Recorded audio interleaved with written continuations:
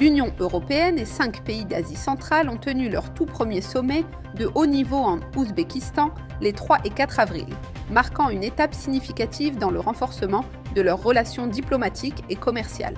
La présidente de la Commission européenne, Ursula von der Leyen, et le président du Conseil européen, Antonio Costa, ont rencontré les dirigeants de l'Ouzbékistan, du Kazakhstan, du Kirghizistan, du Tadjikistan et du Turkménistan. Cette rencontre a été perçue comme une opportunité stratégique pour l'Union européenne et l'Asie centrale de renforcer leurs liens commerciaux, notamment dans le contexte des récents ajustements tarifaires mis en place par les États-Unis. Les deux groupes de pays prévoient toutefois de maintenir de bonnes relations avec leurs partenaires existants, tels que la Russie et la Chine. La Bible prophétise un partenariat commercial entre l'Europe et l'Asie. À mesure que les relations commerciales de l'Europe avec l'Amérique se tendent, il faut s'attendre à ce que l'UE se tourne vers d'autres pays. Pour en savoir plus, veuillez lire Le Grand Marché des Nations, un projet d'envergure de l'Estonie, de la Lettonie et de la Lituanie visant à renforcer leurs frontières orientales face à la Russie pourrait ne pas être mis en œuvre dans les délais prévus, selon les informations rapportées le 7 avril par le Télégraphe, qui cite des responsables régionaux.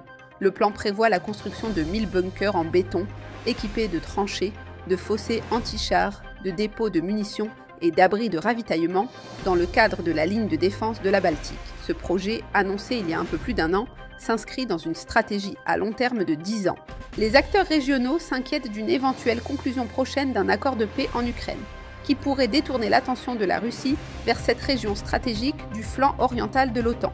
Les 3 pays prévoient d'allouer un budget de 70 millions de dollars chacun à la ligne de défense, ce qui représente une part significative de leur budget de défense. Les 3 pays baltes et la Pologne ont annoncé leur retrait d'un traité international interdisant les mines terrestres le mois dernier.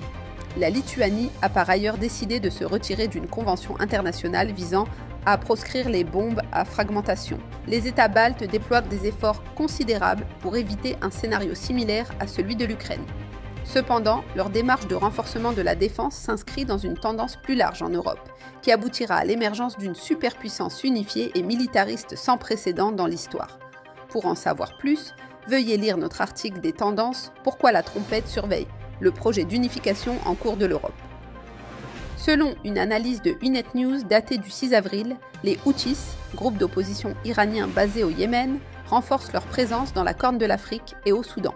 Si l'Iran consolide sa présence dans cette zone stratégique, les forces iraniennes se trouveront à proximité immédiate d'Israël, renforçant ainsi son emprise sur la région de la mer Rouge. Cette évolution représente une menace économique pour l'Europe et le reste du monde. Après la destitution du dirigeant syrien Bachar el-Assad, l'Iran semblait avoir perdu son influence en Syrie, à Gaza et au Liban, son axe de résistance. Mais l'Iran a en réalité recentré ses efforts sur le continent africain. Cette stratégie lui permettrait de reconquérir une part significative de sa puissance précédente. Selon Unet News, les analystes ont qualifié d'inattendus les récents succès de l'Iran sur le continent africain. Pour les lecteurs de la trompette, cette tendance est le fruit de décennies d'anticipation. Suite à la chute d'Assad, la trompette a déclaré que l'Iran était loin d'en avoir terminé et qu'il s'implanterait en Afrique. La Bible prophétise en effet la mainmise de l'Iran sur certaines nations africaines. Les exploits des Houthis en Afrique montrent que cette prophétie est en train de se réaliser. Pour en savoir plus, veuillez lire notre brochure gratuite, Le Roi du Sud. Pour en savoir plus sur l'actualité mondiale et son lien avec la prophétie biblique, veuillez consulter la trompette.fr.